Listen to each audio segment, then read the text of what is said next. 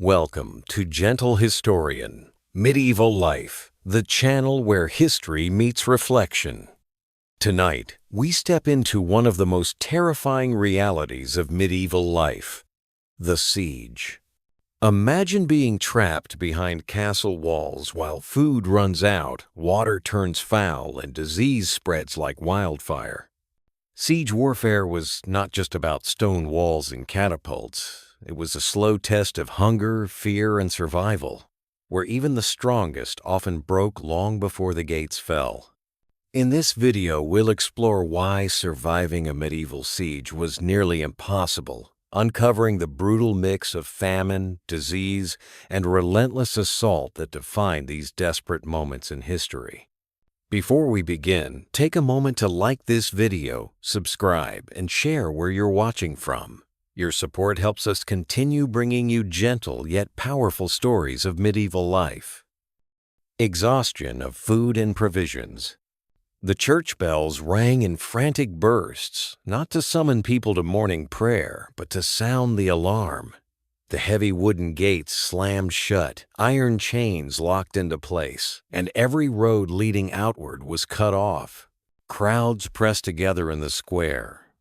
From this day forward, they and their city would be sealed behind stone.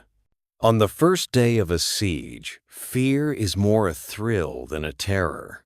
Soldiers along the walls still looked confident. Merchants still put out baskets of bread, salted meat, and cheese.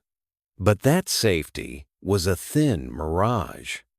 Everyone knew there would be no more wagons loaded with grain, no more herds driven in from the fields.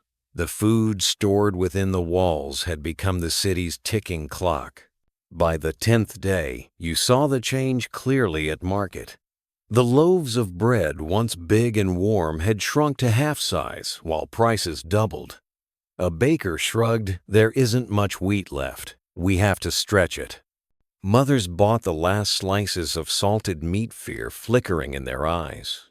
Anxiety crept through alleys and doorways, just as it had in Jerusalem in 1099, when Crusaders ringed the city. There, too, baskets emptied day by day until people chewed weeds and roots and boiled animal hides to keep breath in their bodies. By the 20th day, the sound of crying children drowned out the bells. Small bodies curled around aching stomachs. A father came home empty, handed except for a few limp turnips. The distance between hunger and despair is small. In Rochester in 1215, defenders endured much the same. When the salty meat ran out, they slaughtered their horses, pride of the garrison, to survive a little longer. When even the horses were gone, they boiled the hides, scraping off any sticky fat that clung. The picture in your city was no better. Families boiled boot leather, ground animal bones into powder for thin gruel. By the 30th day, hunger had changed the city's face. In the darker corners, people bartered for things no one had imagined. Trading a leather belt for a few crumbs of bread, the family cat butchered in secret during the night. Sometimes even the sentries turned a blind eye as crowds fought over sweepings spilled from the military storehouse. It wasn't just a literary image from a distant past. Constantinople in 1453 faced this too. A glittering capital, cut off by land and sea, watched its people die, not from sword blows, but empty bellies. You felt yourself changing. Hunger does not merely hollow the body, it erodes the spirit. People stopped chatting, stopped singing hymns. They sat still, eyes glassy, listening to their own stomachs growl. The same strong guards, once steady with bowstring, trembled when they drew. Their fingers had lost their strength. The city's downfall would not come first from trebuchets or battering rams, you realized, but from the blade that slices slowly from within starvation. You saw the earliest rationing begin. Officials sealed off storerooms and posted soldiers at the doors. Whispers grew into anger. The magistrates keep the best for themselves. Hunger makes every act look like theft. One evening, men gathered in the square, muttering that the rich still had salted pork and wine while their children sucked on stale crusts. A spark of fury fed by gnawing stomachs passed through the crowd. On the 40th day, the city's noises dulled to a hush. Shop shutters hung crooked streets, echoed with thin footsteps, and corners smelled of old smoke and boiled nettles. The poor gnawed leather softened in bitter water. You remember a small pot simmering in a courtyard. Inside it, dyed shoelaces and belt scraps the broth a sour brown that tasted of sweat and earth. People ate it anyway. Dignity is a luxury hunger does not afford. Rumors spread fast. One man swore he'd seen a family digging at night for roots where vines clung to the stone. Another whispered that a woman had sold her wedding ring for a handful of flour, then fainted before she reached home. The guards on the wall had begun to falter too. One slid down behind a merlon and did not rise. No arrow had struck him, only days of too little food. History didn't feel like history anymore. The tales of the First Crusade of Jerusalem, 1,099 of people gnawing bones, clean boiling belts and hides, no longer sounded like medieval exaggerations. They sounded like tomorrow. In a siege, the battle is not a sudden clash, but a long, gray narrowing of options until there is nothing left to trade but the body's own reserves and the last scraps of mercy. And mercy was fading. A child across the alley cried at night until his voice broke into silent sobs. His mother, too weak to wail, stroked his hair in the darkness. Down in the barracks, a sergeant quietly ordered half rations, then quarter rations. He did not live long enough to give the next order. By the 50th day, hunger was everywhere in the slump of shoulders, in the way people walked bent, as if the air itself were heavier. Someone had chalked a line beside the gate and scratched a date. Each day the line flaked away in dust. That dust tasted like flour that would never be baked. The walls still stood, but the city behind them had begun to fall. By the 60th day, the city's sound changed, not the clang of bells or the thud of stones, but a low chorus of pleading. A man offered a month's labor for a fistful of oats. A mother begged for a crust for her baby, her hands shaking. No one dared to look her in the eye. Hunger thrives in averted gazes. The wells drew up less water and more slime. Barrels set out for rain stayed dry for weeks. When a cloudburst finally came, people ran into the open mouths, tilted up to the sky like parched birds. They set out jars and bowls and cupped hands scrambling for every drop. When the shower passed, crowding turned to shoving, then to fistfights over puddles in the cobbles. A man slipped, struck his head, and lay still while others knelt in the mud to lick at the water he had nearly reached. The city tried to ration calmly. A proclamation allotted a small loaf per household, regardless of wealth. But hunger knows no fairness. The line turned into a crush. Someone fell and was trampled, still clutching his ticket. Blood darkened the stones and no one stopped. Fear of losing one's place overpowered pity. Constantinople, 1,453 had seen this too. People clawing for the last sacks of grain as blockade and fear tightened like a garrote. Starvation was the real enemy. The army, outside, only waited to collect the surrender. Night closed on the city, like a tight lid. Quiet houses held their breath. You lay awake, listening to the timber groan in the cold, hearing the faint scrape of rats somewhere in the walls. Those rats would not live long.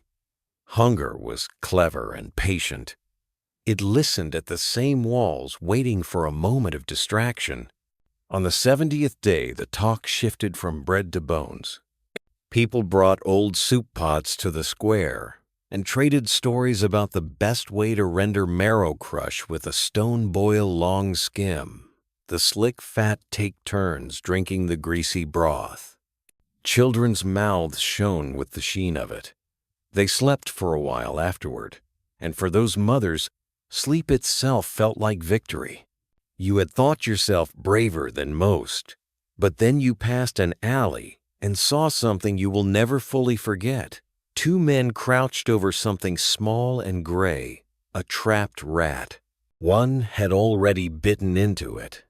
The other snarled, reaching for the scraps. Their hands were slick, their eyes bright with a terrible light. You backed away and pressed your forehead to the wall. The stones were cold. Your stomach clenched and then horrifyingly growled. The soldiers were no longer the wall's guardians, but its burden bearers. Armor hung loose on their frames. A captain gripped the crenellations and breathed hard, then slid down to sit with his back against the parapet, head bowed. He told you he still dreamed of roast meat and woke with tears in his eyes. You both laughed a dry secret laugh because the other choice was to weep. Stories crept through the streets like fog. Someone said a garrison at Orléans in 1428, 1429 had grown so faint they couldn't hold their swords. They slumped against the stones waiting for English arrows to finish the work hunger had begun. Another whispered about a distant place called Ma'arat al-Numan in 1098, where people cornered by famine and fear had eaten human flesh. At first, you dismissed it as morbid fantasy. Then, one evening, the rumor crossed a threshold.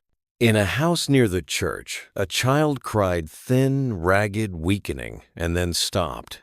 A neighbor smelled something from the hearth, a deep, fatty scent unlike leather or roots. She knocked, then pushed open the door. In the dim light, a mother knelt by a pot. She turned her face, and no language could carry what lived in her eyes: shame, defiance, grief beyond measure. There was no other way, she whispered. The neighbor staggered into the lane. By morning, the whole quarter knew. At first, the city shouted lies, slander. But hunger is an attorney with endless exhibits. A man disappeared without a trace. A child failed to come home. A rumor hardened into a possibility, and then into a fact, and then into a method. The worst part was not that it happened, but that people began to understand it. On the 80th day, soldiers discovered a sack hidden under a floorboard, dried strips of something that once had been human. The squad looked at one another. One vomited. Another stared at the ceiling and bit his knuckle hard. The sergeant said nothing, wrapped the sack, and carried it away. From then on, the patrols avoided that street. There are places hunger makes sacred by making them unbearable. Not everyone crossed that line. Many would rather starve. But lines blur under siege. You knew a father who traded his boots for a week's worth of mash for his children. He went barefoot in the frost, and then he didn't go at all.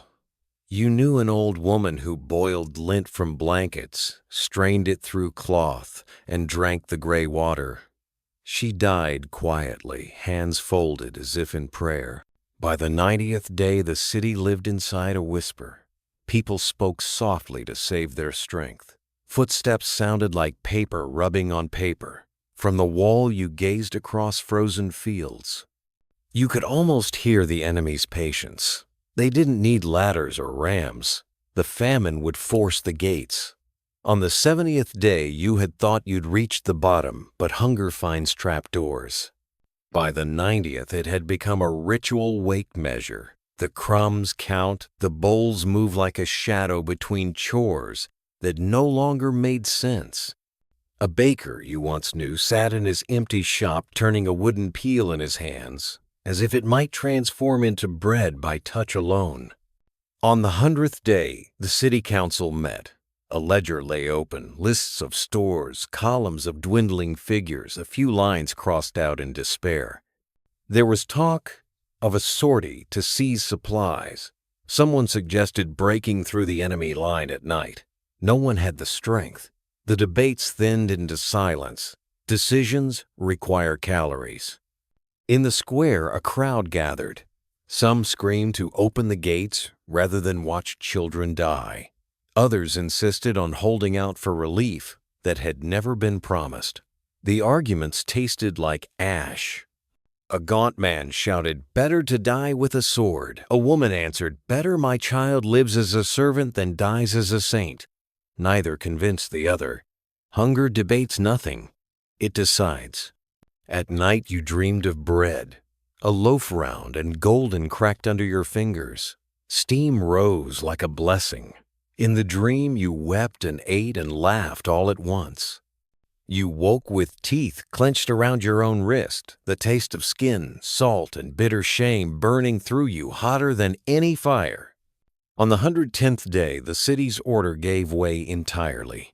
A ration cart toppled, and the press became a riot. People clawed at one another, bit, screamed, then fell apart panting. A boy you knew from the alley stood with a crust in his fist and a look on his face, like triumph and fear married together. You did not ask him to share. A few soldiers deserted their posts at night, trying to slip through a culvert to the fields. The next morning, their bodies hung on the trees just beyond bowshot, the enemy's message clear. The figures swung in the wind. There is a kind of hunger that is not just of the body. It is a hunger for a future. The enemy starved that too. On the 120th day, you walked past a row of houses that had become tombs. Families too weak to bury their dead wrapped them and left them in alcoves with candles burned down to nubs. The wax dripped onto the floor in shapes that looked like tears. You stepped carefully to avoid them as if they were a kind of holiness. You thought of Montsegur in 1244, where hunger and fear folded into surrender, where children died first and graves were shallow. You thought of places the chroniclers wrote about with hands that shook. Yet none of those pages could teach you how to look your neighbor in the eye and pretend you had not smelled what she had cooked. On the 130th day, an argument in the council at last found its terminal point. There were no secret caches left, no lost wagons to return, no miracle rains in the forecast of any prophet. A decision hovered over everyone like a hawk: surrender or starve to death within the week. In history, countless siege walls have fallen first inside the mind. Your city was no different. They chose what many had already chosen in their hearts. The chains were lifted from the gate. Soldiers who had once sworn to die where they stood now leaned their shoulders into the mechanisms and hauled because there was nothing left to defend but the bare fact of breathing. The gates opened. You did not run. You shuffled, swallowed by a tide of bodies that could hardly lift their feet. The enemy advanced warily and then, seeing no resistance, confidently.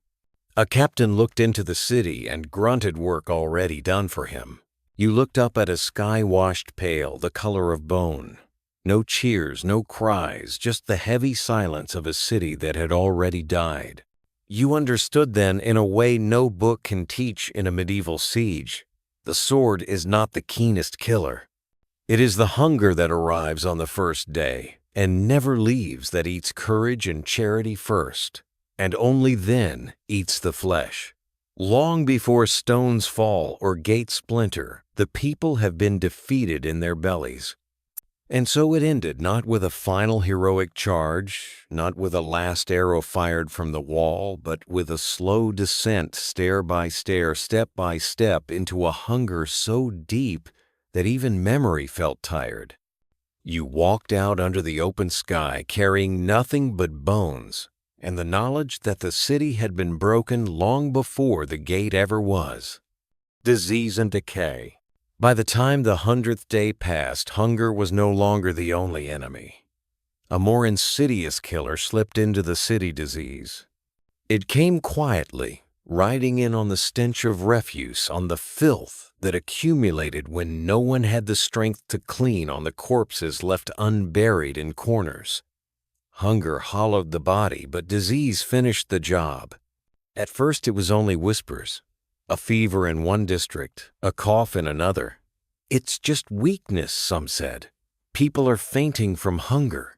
But hunger does not cause black swellings under the arms or sores that ooze or eyes glazed in fever. You remember walking past a hovel where a man lay gasping, his skin slick with sweat, his breath rattling. His wife crouched beside him, rocking back and forth, murmuring prayers that sounded like sobs. Soon the sickness spread. Entire alleys smelled of rot, even though no corpse had been laid there yet. The smell came from the living. They coughed and spat, their mouths flecked with blood. Children burned with heat, their mothers pressing cloths soaked in what little water remained. The fevers climbed higher. Screams turned into groans, then into silence. In one courtyard, a child's body was set out because his family had no strength to bury him. By evening, 3 more small bodies lay beside him. By dawn, the family was gone too. The plague was faster than starvation, and its scythe cut indiscriminately. You remembered the chronicles of the Black Death in the 14th century, when plague spread across Europe claiming millions. In 1346, at Kaffa, besieging Mongols had flung infected corpses over the walls, turning the city itself into a plague pit. You never believed such horror could touch your city, yet here you stood, stepping around bundles of rags that were once neighbors praying you would not feel the same fire in your veins. The priests urged people to pray harder. Bells rang for processions, though only thin lines of faithful could stumble along the streets. Incense was burned not just for devotion, but to mask the stench. Yet no prayer halted the disease. You saw a friar collapse mid-sermon, coughing blood onto the altar. Some called it divine punishment. Others whispered it was the enemy's curse or the judgment for sins within the walls. One day you entered what passed for a hospital, though it was nothing more than a hall lined with pallets. The sight burned into your memory. Men and women lay tangled together, limbs, twisted eyes, staring glassy at the ceiling. The air was hot thick with the stink of pus and waste. A boy no older than 12 shook with convulsions, foam flecking his lips before falling still. His mother wailed, then slumped dead beside him. No one moved her body. There was no strength left to mourn. Disease made the city feel haunted. Even the healthy looked over their shoulders, fearing invisible daggers. A cough in the crowd made people scatter. A sneeze silenced a gathering. Trust withered faster than crops in drought. You saw a family barricade their door and refuse to open even when their kin knocked. Better to die inside, the father said through the wood, than to let pestilence in. The gravediggers, once busy, now lay among their work. Pits meant to hold 10 filled with 20, then 50.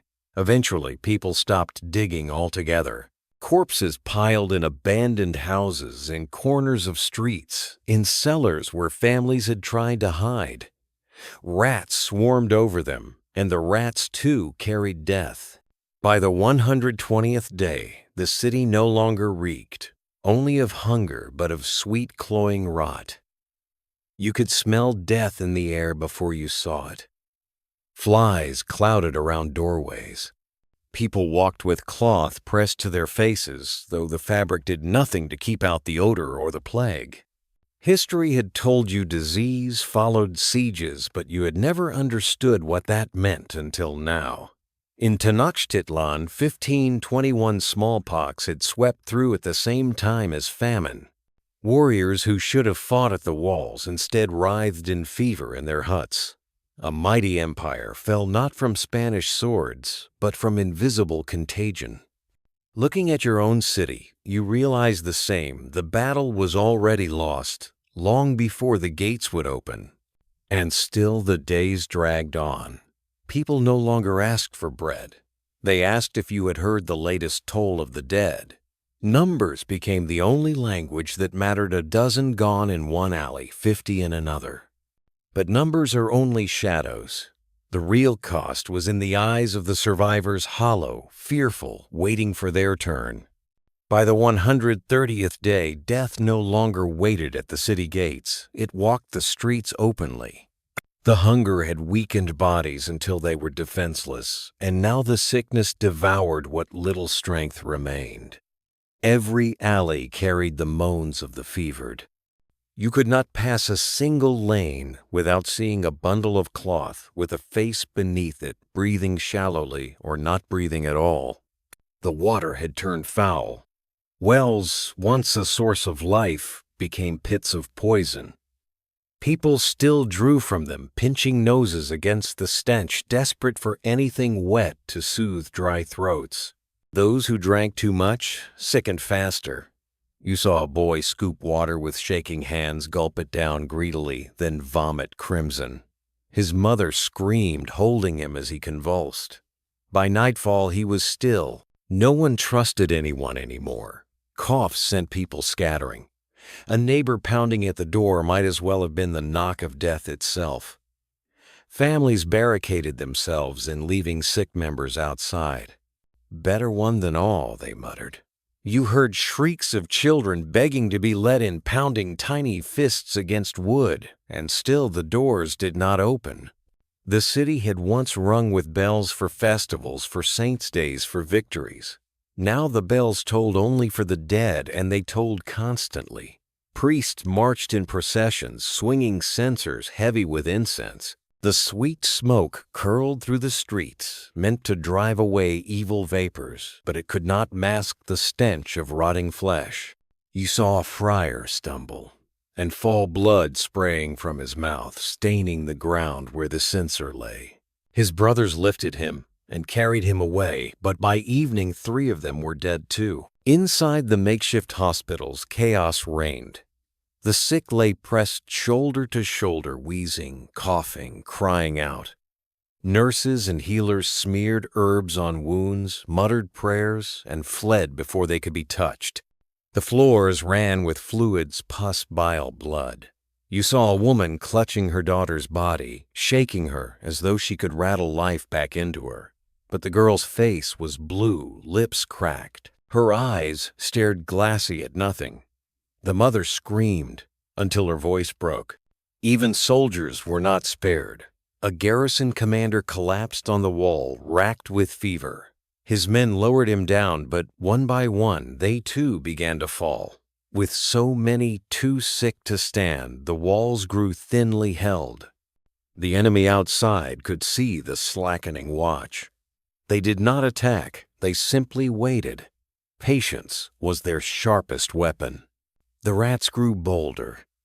No longer hiding in the shadows, they scurried across streets, feasting on the dead left unburied. Some were large, fattened grotesquely by flesh. Children too weak to chase them watched silently, knowing those same rats carried the sickness in their teeth and fleas. History had warned of it. The Black Death had ridden into Europe on rat fleas, filling cities with the stench of mass graves. You remembered the illustrations, wagons piled with corpses, priests blessing rows of bodies. But you needed no book now. You had seen the wagons yourself, creaking through streets heavy with the weight of neighbors and kin.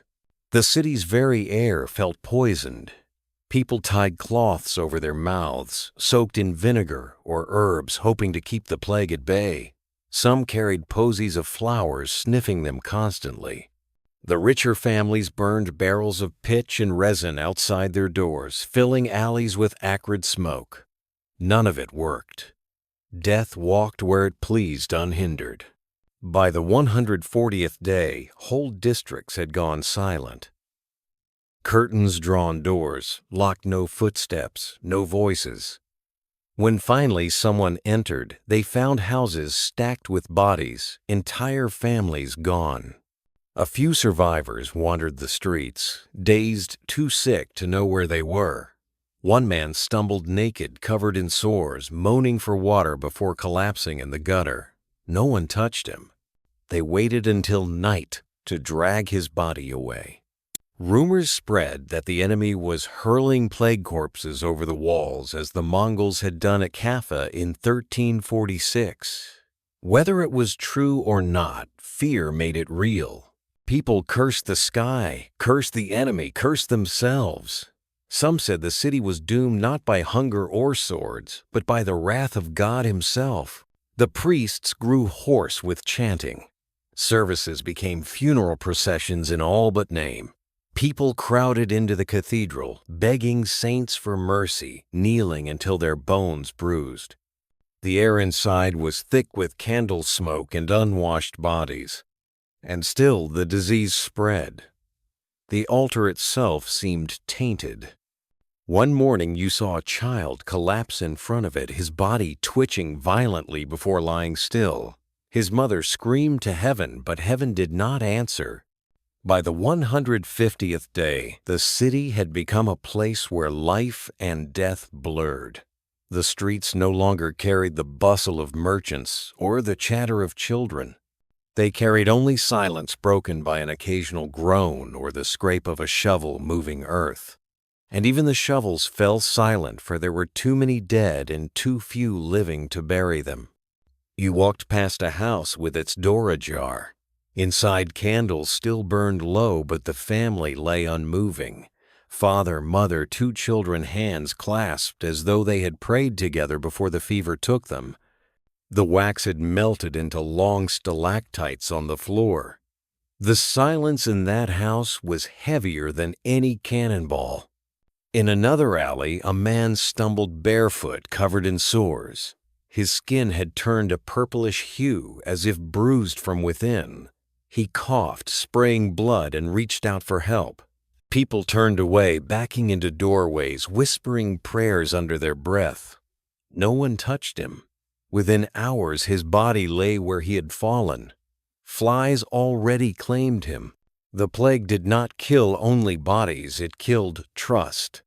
People no longer embraced one another. Friends crossed the street rather than walk close. Families locked doors and spoke through cracks in shutters. A sneeze in the market sent crowds scattering like birds startled by an arrow.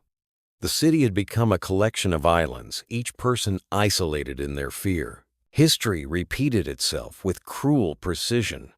You thought of Florence during the Black Death, when Boccaccio wrote that fathers abandoned sons, wives abandoned husbands, and no one dared to care for the sick lest they too perish.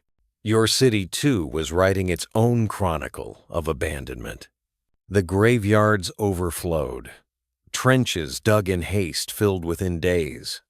Wagons creaked through the streets, piled high with bodies, limbs dangling, eyes staring.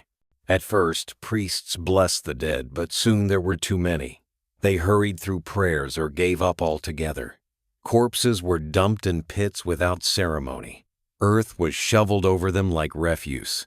You passed one such pit and saw a child's small hand protruding from the soil, fingers curled as if still reaching. By the 160th day, hope had drained away. People no longer prayed for rescue or victory. They prayed only for release, for the suffering to end. Some whispered that surrender would save lives. Others said nothing could be saved. The sickness had hollowed the city out. Even if the gates opened tomorrow, what would be left? One evening you sat by the wall staring at the horizon. The enemy's fires burned steadily in the distance. They did not need to attack. They had already won. Inside the walls, disease had accomplished what armies could not. You thought of Tenochtitlan in 1521 when smallpox and famine decimated the Aztecs before Spanish steel ever broke their lines. You thought of Caffa in 1346 of corpses flung into the city to spread pestilence. Again and again history had shown that plagues were sharper than swords. In the cathedral, once a beacon of light candles sputtered out one by one. The pews were half empty, filled only with the desperate. The priest's voice trembled as he spoke of eternal rest, and in the pauses between his words, you heard the rasp of the dying. Faith flickered like the candle still present but fading. By the 170th day, entire quarters of the city lay abandoned. Doors banged open in the wind. Cats prowled over corpses. Rats feasted openly, growing fat on human flesh. The smell was unbearable, sweet, sickly, clinging to hair, clothes, skin. No amount of washing could erase it. You realized the city itself had begun to rot like a carcass left in the Sunday, and then came the silence. The bells no longer tolled. There were no priests left to ring them. No one had strength to mourn. The city was not conquered in battle. It had simply withered, crumbled, fallen into stillness. You looked out from the wall one last time and thought this was never a fight between men and men. It was a fight between men and hunger, men and pestilence, men and themselves. And in that fight, the city had lost long before the enemy ever stepped through the gate. Psychological fear and the collapse of spirit. Fear does not arrive with the first stone hurled by a catapult or the first arrow whistling through the air. Fear arrives quietly long before the enemy breaches the walls, long before swords cross. It slips into the city like a draft through a crack, spreading from whisper to whisper until it seeps into every heart. By the 100th day, hunger and disease had done their work. Yet what crushed the people even more than their hollow stomachs was the terror of what tomorrow might bring. Fear hung in the streets like a fog. People spoke in hushed tones, glancing toward the walls, as though the enemy could hear through stone. Children, once noisy, sat silently watching their parents' faces. They did not need to be told their parents' fear taught them everything. You remember the way silence filled the city. A dropped cup clattered like thunder. A shout in the market drew angry stares not because of the words, but because it pierced the fragile quiet everyone clung to. The city had become a place of whispers and lowered eyes. Soldiers on the wall still stood, but their gazes drifted.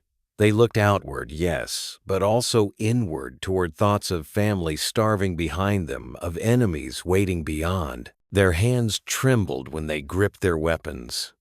Fear had crawled up the battlements as surely as the vines. One night you dreamed of ladders scraping against stone. You woke with your heart racing only to realize there had been no attack. Yet you were not alone. Many neighbors told the same story, dreams of breaches, of fire, of screams. Even in sleep, fear gnawed at the people. And the enemy knew this. They did not hurl stones every night. Sometimes they sat silent, their campfires glowing in the dark fields. That silence was worse than bombardment. People stood on the walls and watched those fires, imagining the men behind them, sharpening blades, stringing bows, whispering plans. The stillness made imaginations run wild. In that silence, fear grew monstrous. Rumors fed it. One day someone whispered that reinforcements would never come. Another swore he saw traitors sneaking messages to the enemy. A child insisted she had overheard soldiers planning to desert. No one could prove anything, but proof wasn't needed. Fear made every rumor feel like truth. You thought of Carcassonne in 1209, when the citizens surrendered not because the walls had fallen, but because terror had rotted their resolve. Chroniclers wrote that the people felt already defeated in their hearts. That same invisible collapse crept into your city. Fear twisted the air. It was not just fear of death, but fear of betrayal, fear of what awaited if the gates finally broke. Mothers whispered about their daughters what would happen if soldiers poured in. Fathers clutched their sons, wondering if they would be cut down as examples. Every imagination painted darker pictures than reality could yet supply. The enemy understood this better than any weaponsmith. They paraded prisoners within sight of the walls, executed them, slowly letting screams carry on the wind. They displayed severed heads on stakes, leaving them to rot in the Sunday. The message was clear: this will be you. And you saw the way people looked at those heads, the way they turned away and shuddered. The flesh rotted, but the fear endured. It endured in children's nightmares, in the tightening of every stomach and the hollow quiet that grew deeper each day. Fear began to change faces. Where once neighbors had nodded and greeted one another, now they stared with suspicion. Who might be the traitor? Who might be hoarding food? Who might already be bargaining with the enemy for survival? Hunger made stomachs ache, but fear made hearts rot. In the marketplace, whispers became accusations. A woman was dragged before the crowd accused of hiding bread. They found nothing in her house, yet suspicion clung like a stench. Her neighbors avoided her crossing themselves when she walked past. It did not matter that she was innocent. Fear had condemned her already. You remember the nights most clearly. Nights when the enemy remained silent. No catapults, no arrows, no shouts. Just the flicker of their campfires. It was then that the mind worked against itself. The stillness outside became more terrifying than battle. People imagined ladders being built, tunnels dug, secret gates betrayed. The silence pressed down like a heavy hand. Even in dreams, the city could not escape. Children woke screaming of soldiers storming into their rooms. Mothers dreamed of their daughters torn away. Fathers saw visions of fire consuming their homes. Dreams and waking hours blurred together, both filled with dread. Soldiers tried to keep order, but they too were afraid. Some patrolled with eyes darting into the shadows, clutching weapons too tightly. Others grew reckless, shouting bravado in the square, boasting of holding the walls forever, but their voices cracked, betraying them. You realized fear wears many masks: silence, suspicion, false, bravado, despair. And history whispered reminders. In Magdeburg, 1631, the people's spirit broke long before the final storming of the walls. Chroniclers said fear spread like fire, and when the assault finally came, resistance collapsed. Not because weapons were lacking, but because will had already crumbled. The enemy understood this. They taunted from outside, shouting promises of mercy if the gates opened, threats of horror if they did not. Sometimes they catapulted letters into the city scrawled with warnings. No one will be spared. The letters spread faster than plague. People gathered in corners, reading them aloud in trembling voices. Words did what swords could not. They planted surrender in the heart. The council tried to reassure the people, swearing reinforcements would arrive, that relief was on its way. But their voices carried little weight. When the people looked into their eyes, they saw the same fear reflected. The leaders no longer inspired, they lied, and the people knew it. One evening you walked along the wall and saw a guard staring outward, tears cutting tracks down his dirt-streaked face. He whispered to himself over and over, "I don't want to die here." You turned away, ashamed to have overheard, but you knew you had thought the same words. Everyone had. By the 150th day, fear was a sickness all its own. It clung to the skin, seeped into the bones. People no longer feared death in battle that at least was quick. They feared what came before: starvation, betrayal, humiliation. Families fought among themselves. A father insisted they hold out for honor. A mother wept that survival mattered more than glory. A son accused his father of cowardice. A daughter screamed that none of it mattered because they would all die anyway. These arguments ended in silence, each retreating into their own shadows, trust broken even within households. You remember one man who climbed the bell tower and shouted that the city was doomed. He screamed that no army would come, that God had abandoned them. Panic spread like wildfire. People rushed to the square, demanding answers, shouting for surrender. Guards dragged the man down, beat him bloody, and locked him away. But the damage was done. His words had already taken root. Fear hollowed out religion, too. Priests preached that God tested them, but the people looked around at the dead, at the disease, at the hunger, and whispered, "What kind of God is this?" Churches emptied. Some turned to strange rituals, burning herbs, chanting in tongues, scratching charms into the walls. They searched for any shield against fear. None worked, and all the while the enemy fed the fire. They paraded captives within sight, executed them slowly, letting screams echo into the city. They displayed severed heads on spikes, faces, familiar neighbors and kin.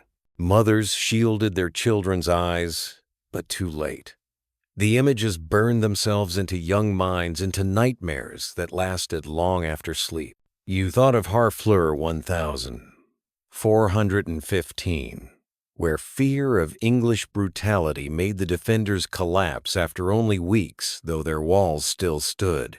Chroniclers wrote that women begged the men to surrender, fearing rape and slaughter. The walls were strong, but fear had already breached them. The same was happening now. Women whispered to each other in the corners of houses, clutching daughters tightly. Men avoided one another's eyes, ashamed of their own thoughts of surrender. The air itself seemed poisoned with despair. By the 160th day, fear had become heavier than hunger, more suffocating than disease. Hunger gnawed at the belly disease, burned the flesh, but fear clouded the mind. And without the mind, nothing else mattered. In the barracks, soldiers whispered of desertion.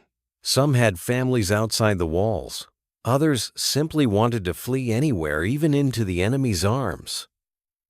One night, a group tried to slip away through a sally port. They were caught. The punishment was brutal, hanged at dawn, their bodies displayed as warning. Yet the whispers continued. Civilians, too, broke down. Some barricaded doors, hiding from both friend and foe. Others wandered the streets, muttering that it was all over. Children clung silently to their mothers' skirts, eyes wide and hollow. Silence became the city's true anthem. You remember standing in the square when a messenger arrived. He brought no reinforcements, only silence. The council tried to hide it, but word spread. No one was coming. Fear hardened into certainty. The enemy had to do nothing but wait. And then the visions began. People claimed to see omens, black birds circling the cathedral, strange lights over the walls, shadows moving where none should be. Fear creates its own ghosts. The city became haunted not just by hunger and disease, but by imaginations twisted by terror. You thought of Magdeburg 1631 again, where survivors wrote that terror made people mad, that they wandered as if drunk before the final assault. Looking at your neighbors, you saw the same eyes, unfocused steps, stumbling words, disjointed. Fear had stripped away sanity. By the 170th day, the city had already surrendered, though the gates remained closed. The people no longer believed in victory. They no longer believed in deliverance. Fear had stolen everything: strength, faith, reason. When the enemy finally pressed closer, when the latter's rose, resistance was half-hearted. Some soldiers still fought, but many simply dropped their weapons. The walls had not fallen. The hearts behind them had. You watched as neighbors fled their posts, as families huddled in corners waiting for the end. Fear had become the true conqueror. The enemy did not win with steel. They won with silence, with rumors, with the steady drip of dread that wore away courage drop by drop. History would not remember these people as heroes. Chroniclers would write of cowardice, of weakness. But you had lived it, and you knew the truth. No wall can withstand fear forever. Hunger and disease weaken the body, but fear poisons the soul. And once the soul collapses, no city can stand. In the end, the fall was not marked by a final clash, but by a sigh, by the lowering of eyes, by doors opening not from force, but from despair. And you realized in a siege, the greatest enemy is not the army outside, but the terror within, the collapse of social order and violence within the walls. By the 180th day, hunger and sickness were no longer the only tormentors. The city itself had begun to unravel. When people lose food, they suffer. When they lose trust, they rot. But when they lose order, they become something less than human. The first crack showed in the markets. There had been lines once ragged but still orderly. Now, there were mobs. Rations already pitifully small disappeared before they were handed out. Guards tried to control the crowds, but the crowds turned on them. Sticks, stones, bare fists, it didn't matter. One guard was beaten to the ground, his ration cart overturned. Flour burst into the air like smoke, and people fell to their knees in the dust, licking at the ground. In the alleys, the poor turned on the less poor. Houses were broken into cupboards, ransacked. One evening you saw neighbors dragging a man out into the street, accusing him of hiding food. He denied it, but denial meant nothing. They tore apart his house. When they found nothing, they tore him apart instead. His screams echoed down the lane, then stopped. Fear had grown teeth, and hunger had sharpened them. By the 190th day, gangs ruled entire districts. Young men too restless to starve quietly banded together, clubs and hand knives stolen from kitchens. They demanded payment for protection, though everyone knew what protection meant. They took food if they found it and blood if they didn't. Women avoided the streets. Children hid indoors. The city's laws, once etched on parchment, had become meaningless scratches. The council tried to restore order. They sent soldiers to patrol, but soldiers were men too, hungry, weak, angry. Some joined the gangs. Others simply stood aside, unwilling to risk their lives for a magistrate's order. Justice had died quietly strangled by hunger, replaced by the law of the strongest. You thought of Magdeburg in 1631 when survivors told of neighbors killing neighbors even before the walls fell, of streets filled with corpses not from the enemy but from each other. The same was happening now. You could see it in the way people eyed one another, not with kindness, not even suspicion, but with calculation. Are you stronger than me? Do you have food I can take? One afternoon you watched two families clash in the square. The object of their rage, a single sack of rotting barley. They fought with sticks, with fists, with teeth. In the end, the sack split, the barley spilled into the dirt, and they scrambled like animals clawing for the spoiled grain. Both families left bloodied, half of them unable to walk. The barley was gone, trampled into mud. The shame lingered long after. The nights became worse. Without guards to keep watch, gangs prowled freely.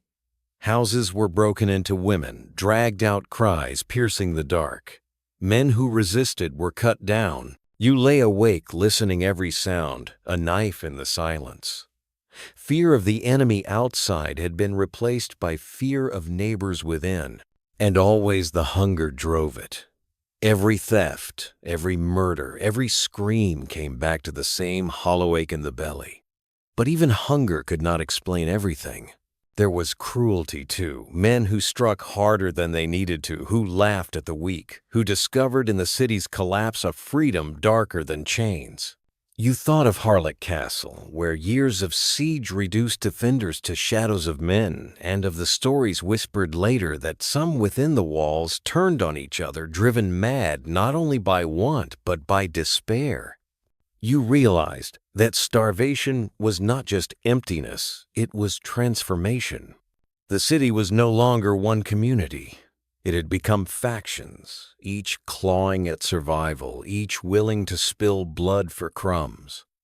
The streets echoed with footsteps at night, and every creak of timber made you wonder if it was your turn next.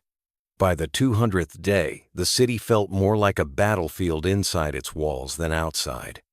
Every street corner was contested ground. The gangs had grown larger, organized almost like small armies of their own.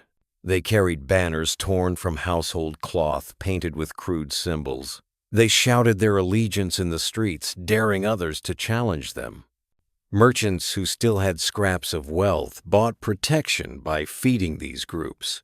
Poorer families were forced to swear loyalty to whichever gang controlled their district. If they did not, their homes were looted. Mothers wept as their children were taken hostage for food that never came. The council's authority evaporated. Edicts were proclaimed, but no one listened. Even the city guards answered to gang leaders. When one magistrate ordered a crackdown, his house was set ablaze that very night. His charred body was found the next morning, a warning to others who thought words could still command respect. The cathedral, once sacred, became a fortress. Priests hoarded supplies given for the poor and hired armed men to defend them. People whispered that God's house had become another gang stronghold. Worshippers were turned away unless they brought offerings of food. A mother knelt at the steps with her starving child begging for mercy. The doors stayed shut. By the 210th day, violence was everywhere. You remember the sound most clearly: shrieks echoing down alleys, the crash of doors splintering, the metallic clang of pots and pans stolen, the dry crack of clubs on bone. No longer did people hide their brutality. It was performed in the open in daylight, as though shame had been erased from human memory. History warned of this. In Montsegur, 1244 chroniclers wrote of the besieged turning on one another in desperation, accusing neighbors of treachery, punishing imagined sins with real blood. In your city, too, accusation became execution. People were dragged to the square and beaten for whispering about surrender, for allegedly hiding grain, for nothing more than being weak. One evening, you witnessed a woman accused of hoarding. She screamed that she had nothing, but the mob swarmed her house anyway. They found scraps, bones boiled until brittle, a handful of nettles. That was enough. They killed her in her own doorway.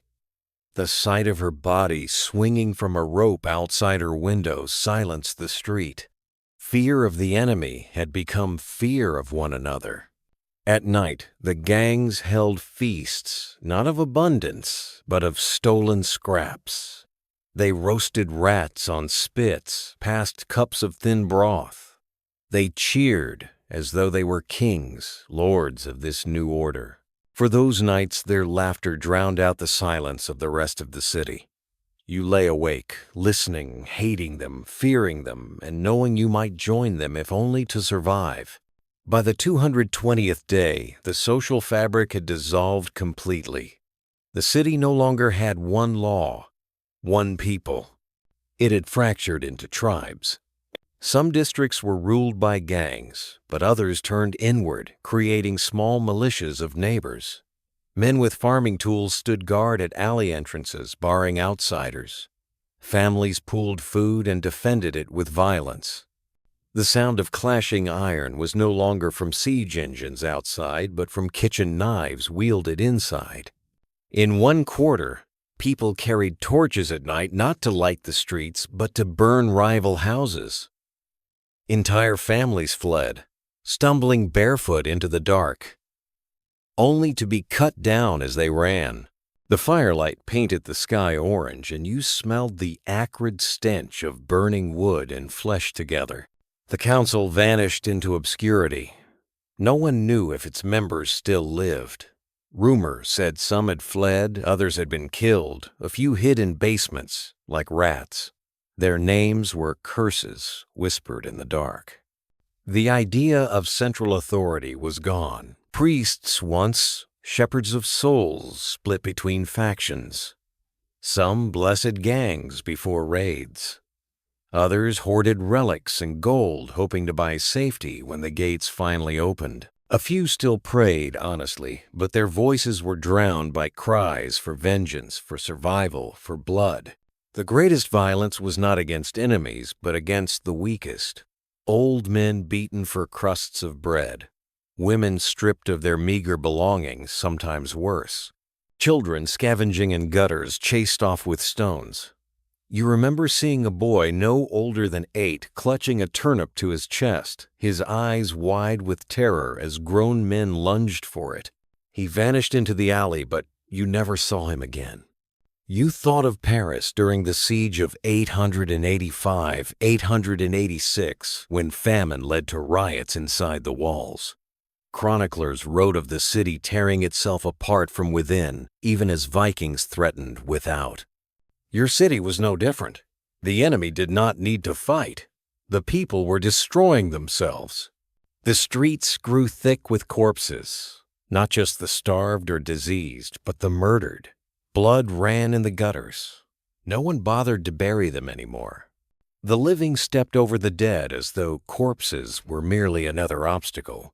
Flies hummed constantly a song of decay. And yet, in the midst of horror, some clung to hope. A few households barred their doors, huddled together, whispering prayers, sharing scraps in silence. Their survival depended not on strength, but on invisibility. They became shadows, hoping to outlast the storm of violence. By the 230th day, despair had become savagery. The city looked less like a community and more like a cage of beasts. Murders were no longer hidden. They were staged. In the squares, gangs executed rivals, leaving bodies to rot as warnings. People gathered to watch, not out of cruelty, but because spectacle was the only distraction from hunger. The human heart had grown numb. Blood spilled became entertainment. You saw one such execution. A young man accused of stealing food was tied to a post. His captors taunted him, forcing him to confess crimes he had not committed. They beat him until his voice failed, then killed him slowly. The crowd murmured, some cheering, others silent, but none intervened. You turned away, bile rising in your throat, but the sound of his screams followed you down the street. The cathedral bells had long since stopped ringing. Now they tolled only when gangs decided to summon people as though mocking their original purpose.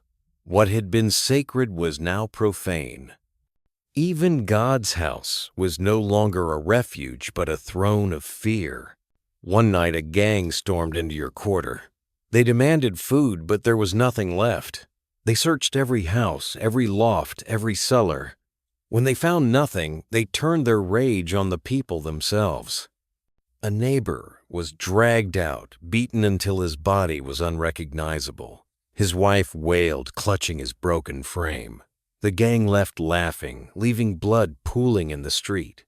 You thought of Constantinople 1453, where some chroniclers wrote that in the final days, citizens looted their own city, tearing down doors and furniture to feed fires, robbing churches of relics. Your city mirrored that chaos. Desperation turned inward, destroying everything once sacred. The nights grew unbearable. Fires burned constantly, smoke choking the air. Screams rose and fell like waves. You could not sleep. Even if you closed your eyes, the sounds forced them open again. Every night felt like the end of the world, and through it all the enemy camped outside, silent, patient. They needed no assault. The city was killing itself more efficiently than any siege engine ever could. By the 240th day, the city was no longer a city. It was a ruin still standing. The streets were littered with bodies, the walls manned by skeletons in armor. Smoke hung in the air, the scent of rot never fading. The gangs had devoured one another until only the strongest remained, but even they grew weak. Their laughter had turned hollow. Their feasts of rats and scraps no longer satisfied. Their eyes were haunted, knowing the end approached. The common people were shadows. They moved quickly, silently clutching what little they had. Some hid in cellars and prayed to be overlooked.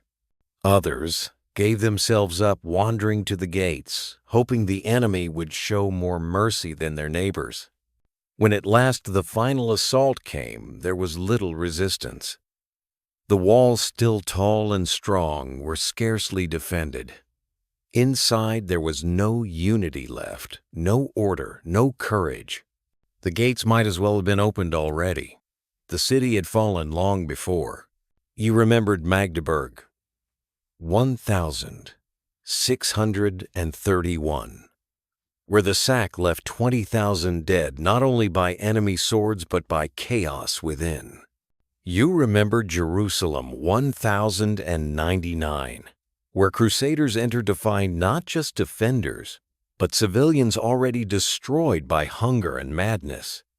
Your city had joined their ranks, another example in history's long record of places that died before the walls were breached. In the end, you understood. Hunger starves, the body disease rots the flesh, but it is violence within that destroys the soul of a city. A wall can stand for centuries, stone against storm and siege, but it cannot stand against the hands of its own people tearing each other apart.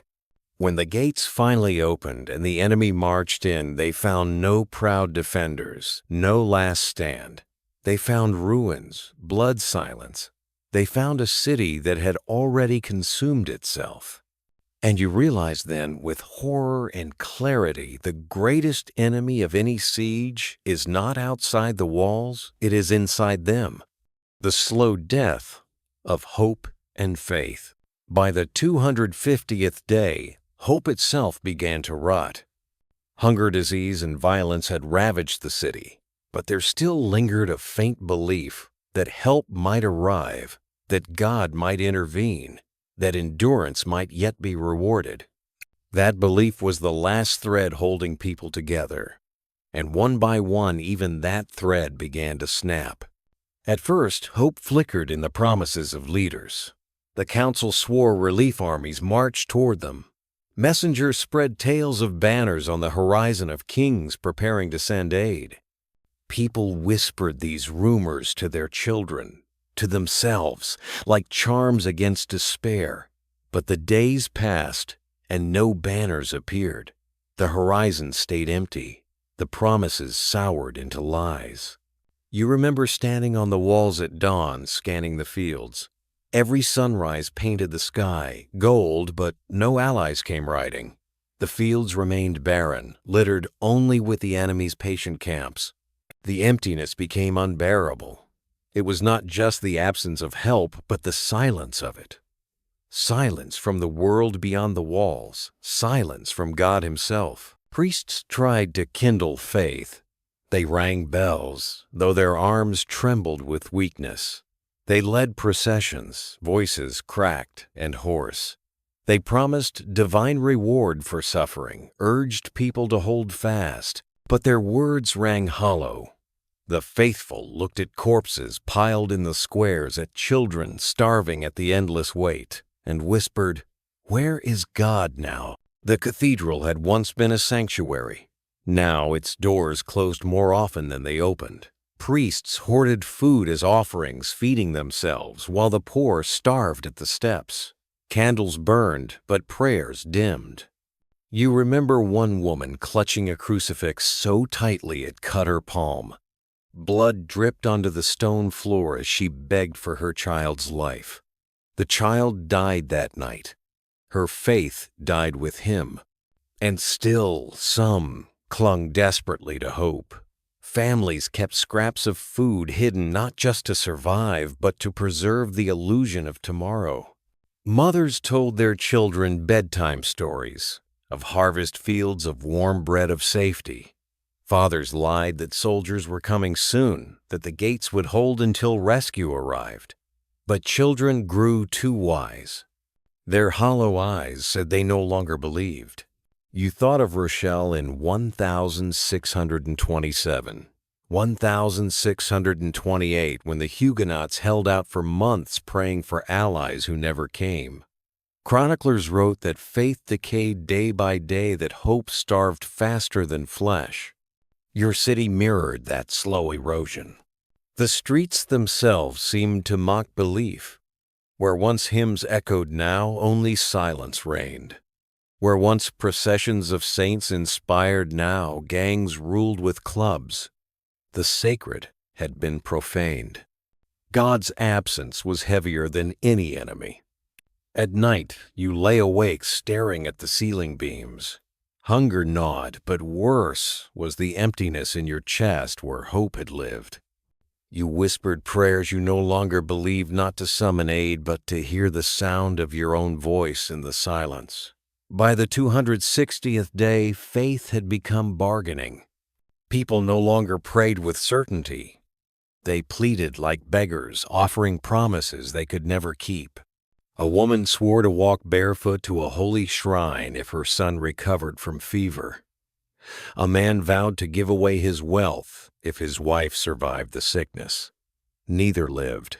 Their promises died in the same silence that had swallowed all others. Priests themselves faltered. You remember one who had thundered sermons of courage in the early weeks. Now he sat slumped on the cathedral steps, robe torn, whispering psalms with lips too cracked to speak clearly. His eyes were empty, his hands trembling. Faith had not only failed the people, it had failed its keepers. Rumors spread that God had cursed the city, that their suffering was punishment for sins hidden and unknown. Some turned against their neighbors, accusing them of witchcraft, of heresy, of drawing divine wrath. Women were beaten in the square for imagined crimes. Men were stoned for whispers spoken in dark alleys. Despair turned faith into cruelty. And yet a small number turned the other way. They clung to fanaticism, believing suffering itself was holy. They paraded half-naked through the streets, whipping their own backs until blood ran. They wailed hymns, crying that each lash would shorten the siege, that each drop of blood bought mercy. Children watched wide-eyed as their parents bled in front of them, confused and terrified. You thought of the flagellants during the Black Death, marching through Europe in lines of misery, begging forgiveness from a God who seemed absent. Your city had birthed its own flagellants, and their cries joined the endless chorus of despair. The cathedral grew emptier. Where once it overflowed with prayers, now only a handful knelt inside. The air smelled not of incense, but of mildew and rot. Candles sputtered, barely lighting the gloom. The priests' voices cracked, their words falling flat. Faith had become a hollow echo in an empty hall. At night, when the wind blew through the broken shutters, you thought you heard those echoes yourself.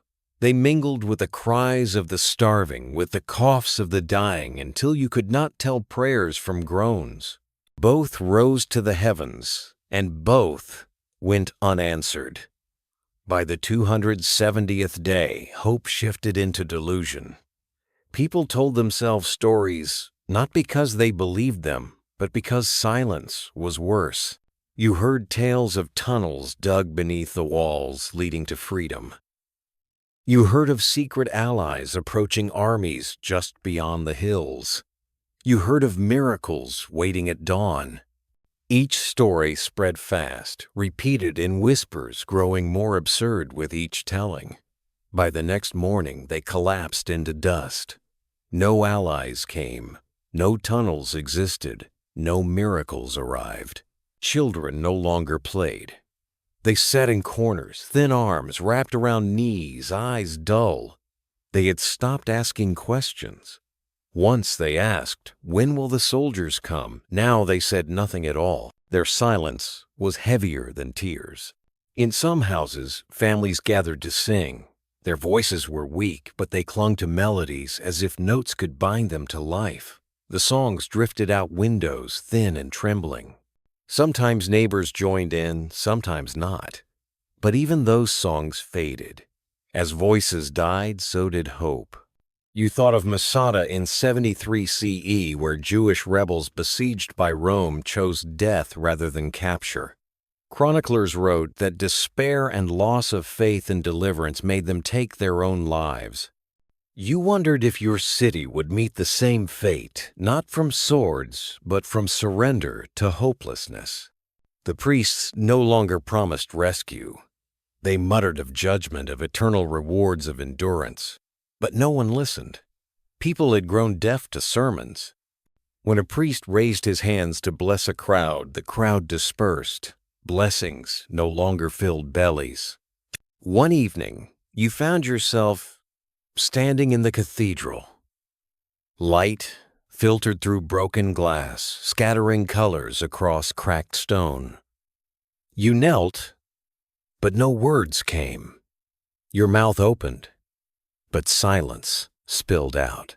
Faith had died within you too. By the 280th day, hope was gone. Faith was gone. Only ritual remained, performed by habit, empty as dry husks. People still lit candles, but without meaning. They still made the sign of the cross, but without belief. They still whispered prayers, but only because silence was unbearable. Hope had not merely weakened, it had withered. Despair grew into resignation. People stopped searching the horizon. They stopped asking about rescue. They stopped pretending. They moved like shadows, fulfilling chores by reflex, waiting for the end. One night, a group of citizens gathered in the square. They held no weapons, no torches. They simply sat together, staring at the sky. When asked why, they said they wanted to see the stars one last time. Their words spread through the city, a whisper of finality.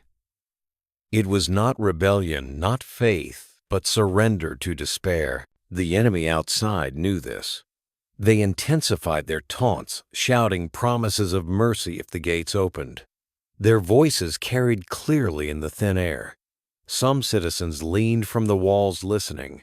Some wept. A few shouted back, not with curses, but with pleas. "Will you feed us?" By the next morning, people debated openly not whether to surrender, but when. Hope had died so completely that resistance no longer seemed possible. Even the strongest voices could not stir courage. You thought of Jerusalem in 70 CE, when defenders broken by hunger and despair argued fiercely among themselves. Some wanted to resist to the death. Others longed for peace at any cost. That division destroyed them more thoroughly than Roman swords. Your city, too, now fractured along the fault line of despair. By the 290th day, hope had become a memory. People spoke of it as though it were a person who had died long ago. Children no longer cried, they simply lay still. Women no longer prayed, they sat in silence. Men no longer shouted, they stared into the distance. Faith and hope, once the lifeblood of the city, had dried up.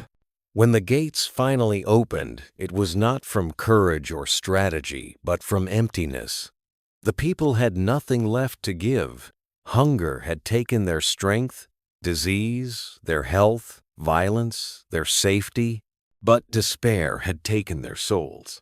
The enemy marched in without resistance. They found no proud defenders, no burning faith, no desperate hope. They found only silence. The city had already surrendered in its heart.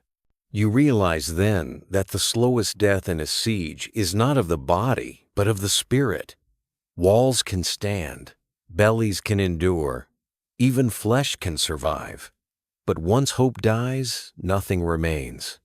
And so the city's story ended not with battle cries or flames of glory, but with silence, surrender, and the extinguishing of the last candle of faith. The slow death of hope and faith. By the 250th day, hope itself began to rot. Hunger, disease, and violence had ravaged the city, but there still lingered a faint belief that help might arrive, that God might intervene, that endurance might yet be rewarded. That belief was the last thread holding people together, and one by one even that thread began to snap. At first, hope flickered in the promises of leaders. The council swore relief armies marched toward them. Messengers spread tales of banners on the horizon of kings preparing to send aid. People whispered these rumors to their children, to themselves, like charms against despair. But the days passed, and no banners appeared. The horizon stayed empty. The promises soured into lies. You remember standing on the walls at dawn, scanning the fields. Every sunrise painted the sky, gold, but no allies came riding. The fields remained barren, littered only with the enemy's patient camps. The emptiness became unbearable. It was not just the absence of help, but the silence of it. Silence from the world beyond the walls, silence from God Himself. Priests tried to kindle faith. They rang bells, though their arms trembled with weakness. They led processions, voices cracked and hoarse. They promised divine reward for suffering, urged people to hold fast, but their words rang hollow. The faithful looked at corpses piled in the squares, at children starving at the endless wait, and whispered, "Where is God now?" The cathedral had once been a sanctuary. Now its doors closed more often than they opened. Priests hoarded food as offerings, feeding themselves, while the poor starved at the steps. Candles burned, but prayers dimmed. You remember one woman clutching a crucifix so tightly it cut her palm. Blood dripped onto the stone floor as she begged for her child's life. The child died that night. Her faith died with him. And still some clung desperately to hope. Families kept scraps of food hidden not just to survive, but to preserve the illusion of tomorrow. Mothers told their children bedtime stories of harvest fields of warm bread of safety. Fathers lied that soldiers were coming soon, that the gates would hold until rescue arrived. But children grew too wise. Their hollow eyes said they no longer believed. You thought of Rochelle in 1627, 1628, when the Huguenots held out for months praying for allies who never came. Chroniclers wrote that faith decayed day by day, that hope starved faster than flesh. Your city mirrored that slow erosion. The streets themselves seemed to mock belief. Where once hymns echoed, now only silence reigned. Where once processions of saints inspired, now gangs ruled with clubs. The sacred had been profaned. God's absence was heavier than any enemy. At night, you lay awake staring at the ceiling beams. Hunger gnawed, but worse was the emptiness in your chest where hope had lived. You whispered prayers you no longer believed, not to summon aid, but to hear the sound of your own voice in the silence. By the 260th day, faith had become bargaining. People no longer prayed with certainty. They pleaded like beggars, offering promises they could never keep. A woman swore to walk barefoot to a holy shrine if her son recovered from fever. A man vowed to give away his wealth if his wife survived the sickness. Neither lived. Their promises died in the same silence that had swallowed all others. Priests themselves faltered. You remember one who had thundered sermons of courage in the early weeks. Now he sat slumped on the cathedral steps, robe torn, whispering psalms with lips too cracked to speak clearly. His eyes were empty, his hands trembling. Faith had not only failed the people, it had failed its keepers. Rumors spread that God had cursed the city, that their suffering was punishment for sins hidden and unknown.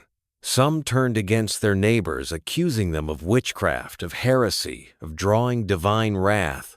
Women were beaten in the square for imagined crimes. Men were stoned for whispers spoken in dark alleys. Despair turned faith into cruelty. And yet a small number turned the other way. They clung to fanaticism, believing suffering itself was holy. They paraded half-naked through the streets, whipping their own backs until blood ran. They wailed hymns, crying that each lash would shorten the siege, that each drop of blood bought mercy. Children watched wide-eyed as their parents bled in front of them, confused and terrified. You thought of the flagellants during the Black Death, marching through Europe in lines of misery, begging forgiveness from a God who seemed absent. Your city had birthed its own flagellants, and their cries joined the endless chorus of despair. The cathedral grew emptier. Where once it overflowed with prayers, now only a handful knelt inside. The air smelled not of incense, but of mildew and rot. Candles sputtered, barely lighting the gloom. The priests' voices cracked, their words falling flat. Faith had become a hollow echo in an empty hall. At night, when the wind blew through the broken shutters, you thought you heard those echoes yourself. They mingled with the cries of the starving, with the coughs of the dying, until you could not tell prayers from groans. Both rose to the heavens, and both went unanswered. By the 270th day, hope shifted into delusion. People told themselves stories not because they believed them, but because silence was worse.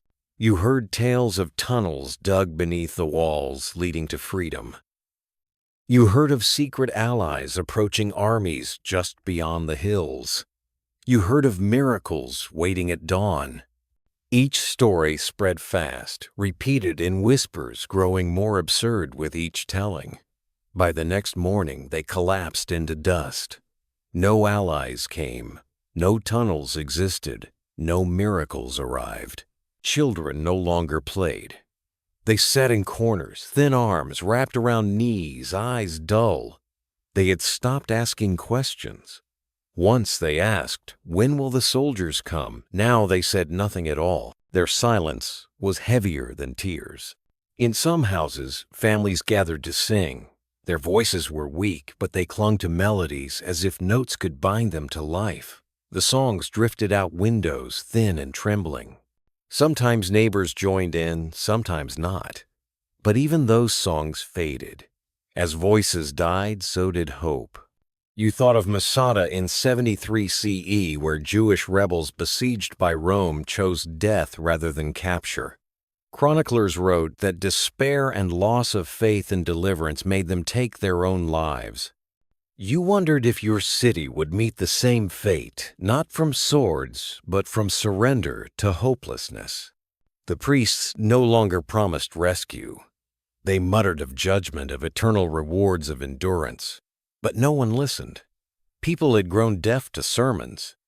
When a priest raised his hands to bless a crowd, the crowd dispersed. Blessings no longer filled bellies. One evening, you found yourself standing in the cathedral. Light filtered through broken glass, scattering colors across cracked stone. You knelt, but no words came. Your mouth opened, but silence spilled out. Faith had died within you too. By the 280th day, hope was gone. Faith was gone. Only ritual remained, performed by habit, empty as dry husks. People still lit candles, but without meaning. They still made the sign of the cross, but without belief. They still whispered prayers, but only because silence was unbearable. Hope had not merely weakened, it had withered. Despair grew into resignation. People stopped searching the horizon. They stopped asking about rescue. They stopped pretending. They moved like shadows, fulfilling chores by reflex, waiting for the end. One night, a group of citizens gathered in the square. They held no weapons, no torches. They simply sat together, staring at the sky. When asked why, they said they wanted to see the stars one last time. Their words spread through the city, a whisper of finality. It was not rebellion, not faith, but surrender to despair. The enemy outside knew this. They intensified their taunts, shouting promises of mercy if the gates opened. Their voices carried clearly in the thin air. Some citizens leaned from the walls listening. Some wept. A few shouted back, not with curses, but with pleas. "Will you feed us?" By the next morning, people debated openly not whether to surrender, but when. Hope had died so completely that resistance no longer seemed possible. Even the strongest voices could not stir courage. You thought of Jerusalem in 70 CE, when defenders broken by hunger and despair argued fiercely among themselves. Some wanted to resist to the death. Others longed for peace at any cost.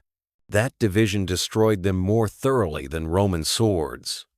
Your city, too, now fractured along the fault line of despair. By the 290th day, hope had become a memory. People spoke of it as though it were a person who had died long ago. Children no longer cried, they simply lay still. Women no longer prayed, they sat in silence. Men no longer shouted, they stared into the distance. Faith and hope, once the lifeblood of the city, had dried up. When the gates finally opened, it was not from courage or strategy, but from emptiness. The people had nothing left to give. Hunger had taken their strength, disease, their health, violence, their safety, but despair had taken their souls. The enemy marched in without resistance. They found no proud defenders, no burning faith, no desperate hope. They found only silence. The city had already surrendered in its heart. You realize then that the slowest death in a siege is not of the body, but of the spirit. Walls can stand, bellies can endure, even flesh can survive. But once hope dies, nothing remains. And so the city's story ended not with battle cries or flames of glory, but with silence, surrender, and the extinguishing of the last candle of faith. The collapse of walls and the final assault. By the 380th day, the walls still stood, but the people behind them had already fallen. Hunger had hollowed them, disease had broken them, fear had silenced them, and violence had torn them apart. The walls were tall, thick, ancient, but they were only stone. And stone cannot fight without men to defend it. The enemy knew this. They had waited with patience sharper than any blade. They had starved the city, poisoned its wells, shattered its spirit. Now at last they prepared to finish what despair had begun. You stood on the battlements staring out at the enemy camp. Fires burned in long rows. Soldiers moved like shadows, gathering weapons, assembling siege engines. The sound of hammers on wood carried through the night steady and sure. Ladders, towers, rams, tools of destruction rising like skeletons against the sky. Inside the city, no one believed in holding out anymore. The council was gone. The gangs were weakened. Families huddled in corners, not planning defense, but waiting for the end. The few soldiers who still climbed the walls looked like corpses themselves, armor hanging, loose eyes sunken. They leaned on spears, not from vigilance, but from exhaustion. One night the bombardment began. Stones hurled from trebuchets thundered against the walls. The city shook with each impact. Dust rained from ceilings, tiles, shattered houses collapsed. Children screamed, clinging to their mothers. Fires spread through districts already ruined. Yet even then, few ran to fight the flames. They were too weak, too broken. You thought of Constantinople 1453, when the great walls cracked under the thunder of cannon fire. Chroniclers wrote of the ground trembling of towers, collapsing of defenders crushed beneath their own fortifications. Now you felt the same trembling beneath your feet, the same dread as ancient stone groaned under relentless assault. At dawn, the enemy advanced. Siege towers rolled forward, their wheels grinding. Ladders clattered against walls. Arrows darkened the sky. From the battlements, defenders loosed what few arrows they had left. Some stones were dropped, some oil poured, but it was pitiful, scattered, uncoordinated. The defense was a shadow of what it had once been. You remember a boy beside you, no older than 16, clutching a bow. His hand shook so violently he dropped his arrow. He looked at you, tears streaking his face. "I don't want to die here," he whispered. Before you could answer, an arrow struck him in the chest. He fell without a sound. The walls, once a shield, had become a prison. There was nowhere left to run. The enemy climbed steadily, faces grim, weapons ready. And you felt more than thought, this is the end. The second day of bombardment was worse than the first. At dawn, the enemy's catapults hurled stone after stone. Each impact sent tremors through the wall, cracks splitting wider with every strike. Dust filled the air like smoke. People coughed, eyes, watering ears ringing from the thunder of impact. In the streets below, panic spread. Mothers dragged children into cellars, hoping stone ceilings could protect them. Men rushed to shore up walls with timber, but the timber splintered under the next barrage. The city groaned like a dying beast. You remember running with others to a collapsed district. A wall had crumbled there, burying homes beneath rubble. Survivors clawed at stones with bleeding hands, screaming the names of family trapped beneath. You pulled until your arms failed, but the cries from inside grew weaker, then stopped. Silence beneath the stones was worse than the screams. On the walls, defenders fought with desperation. They hurled stones, fired arrows, tipped boiling water over ladders, but their supplies were meager. Arrows were few, stones, scarce oil nearly gone. Some men hurled roof tiles, pots, even furniture, anything heavy enough to fall on climbing soldiers. It was not defense, it was survival. The enemy climbed regardless. You saw them swarming up ladders, shields raised. Some fell crushed by stones, pierced by arrows, but more climbed behind them. Their persistence was terrifying. They were not merely fighting a battle. They were claiming inevitability. History burned in your mind. You thought of Jerusalem in 70 CE when Roman battering rams broke the gates and defenders fought in the streets, their courage drowned by sheer numbers. You thought of Constantinople 1453, when defenders too weary, too few watched in despair as cannons carved breaches wide enough for armies to pour through. Now you saw those same patterns repeat in your city. One moment stays with you. A woman, her husband dead, stood on the battlements with a spear.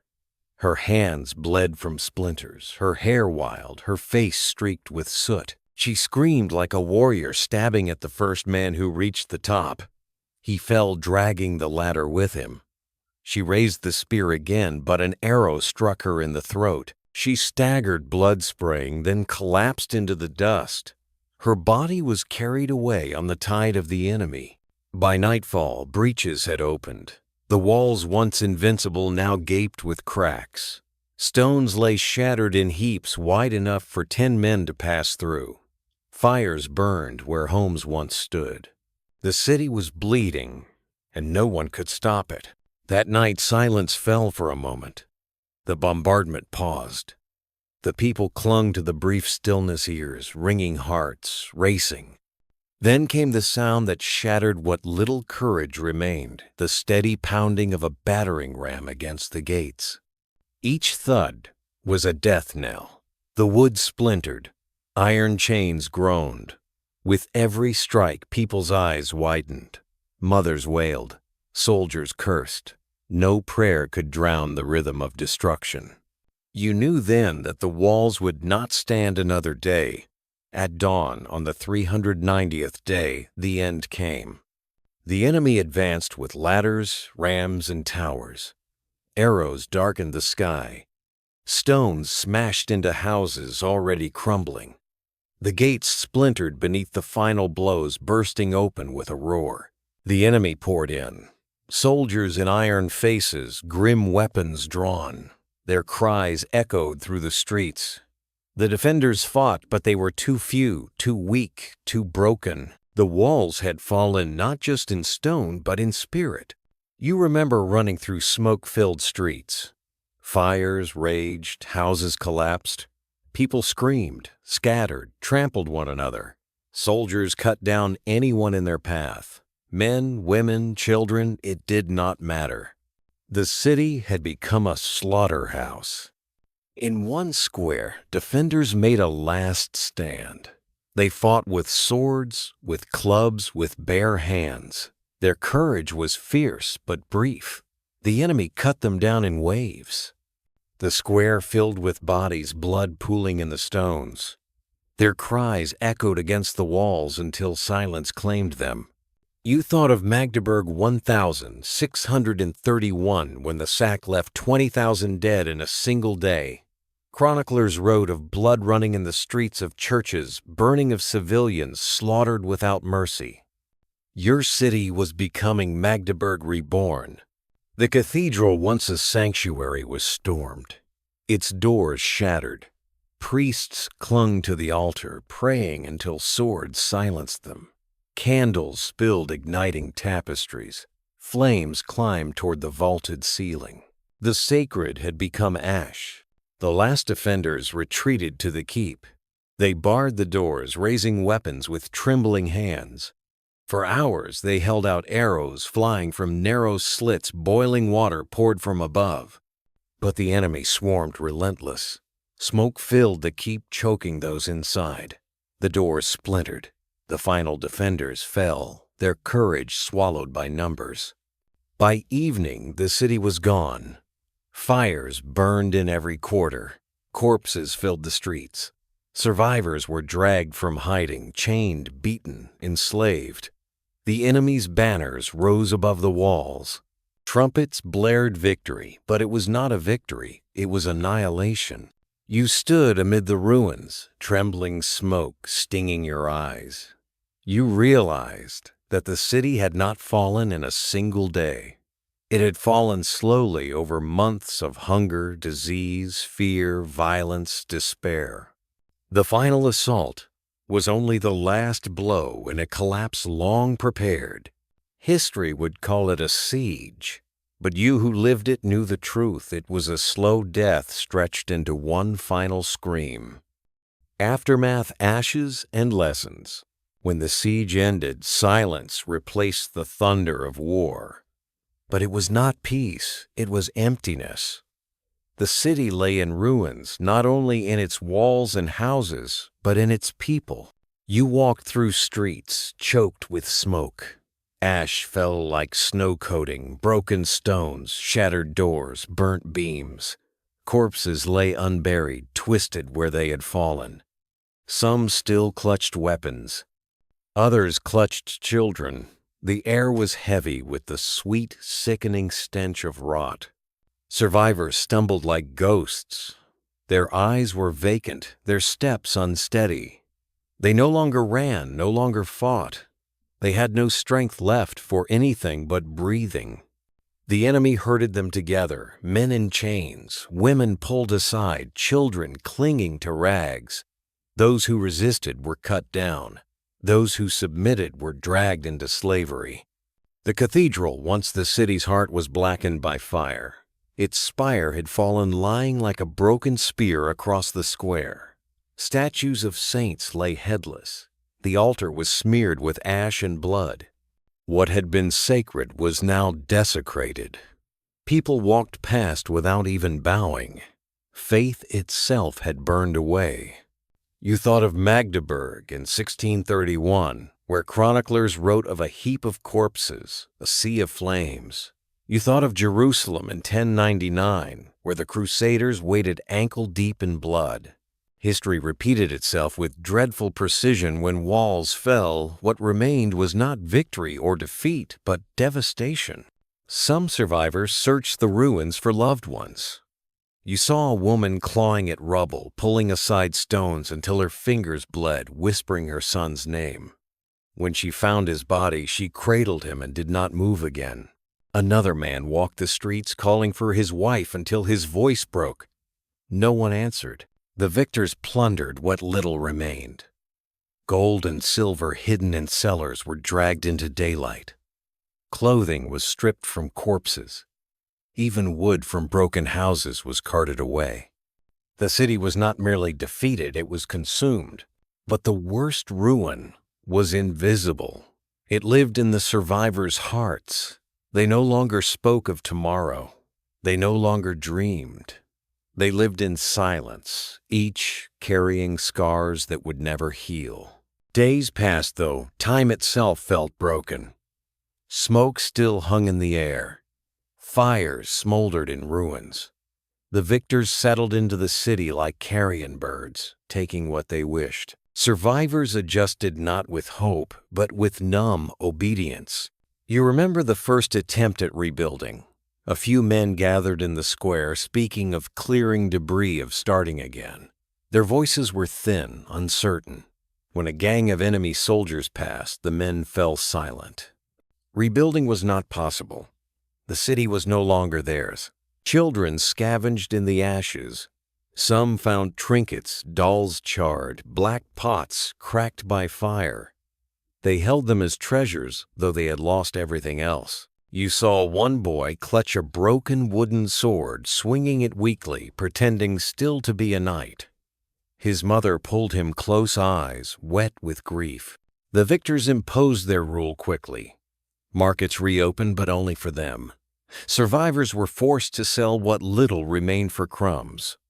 Work was demanded, clearing rubble, carrying water, serving in enemy houses. Refusal meant death. The city had not escaped its prison. It had only traded walls of stone for chains of flesh. You thought of Carthage after Rome destroyed it, of how survivors were enslaved, their city salted so nothing would grow. You thought of Tenochtitlan in 1521, when Spanish conquerors rebuilt atop ruins, erasing an empire. Your city, too, would become a shadow, remembered not for life, but for death. At night, silence pressed harder than ever. There were no prayers, no hymns, no songs. Only the crackle of fires, the groans of the wounded, the muffled sobs of those who still had tears left. Many no longer wept. They stared at nothing, eyes hollow, and yet memory lingered. Survivors carried the story of the siege in their minds. They whispered of hunger, of plague, of betrayal, of walls that had stood but hearts that had fallen. Their stories became warning lessons carved into the bone of history. Weeks turned into months. The ruins were slowly cleared, but the scars never vanished. Where once markets bustled, weeds grew. Where once children laughed, silence reigned. Where once towers stood, only broken stones remained. Survivors tried to rebuild, but they were no longer the same people. They carried the weight of choices made during hunger, the shame of violence done in desperation, the grief of families lost. They walked with haunted eyes. The city's stones could be rebuilt, but its soul could not. You thought of how history remembers sieges, numbers of dead dates of battles, names of conquerors. But living through it, you knew the truth. A siege is not just an event. It is a slow death. It kills the body with hunger, the mind with fear, the spirit with despair. It leaves survivors who are not truly alive, only breathing reminders of what was lost. One evening, you stood on the walls again. They were cracked, scorched, broken, but still standing. You looked out over the fields where the enemy camp had been. The fires were gone, the soldiers gone, but the land itself seemed scarred. You realized the siege had not ended. It would never end. It lived inside you. The lesson of the siege was not victory or defeat. It was fragility. That a city is more than stone and steel. It is trust, faith, community, hope.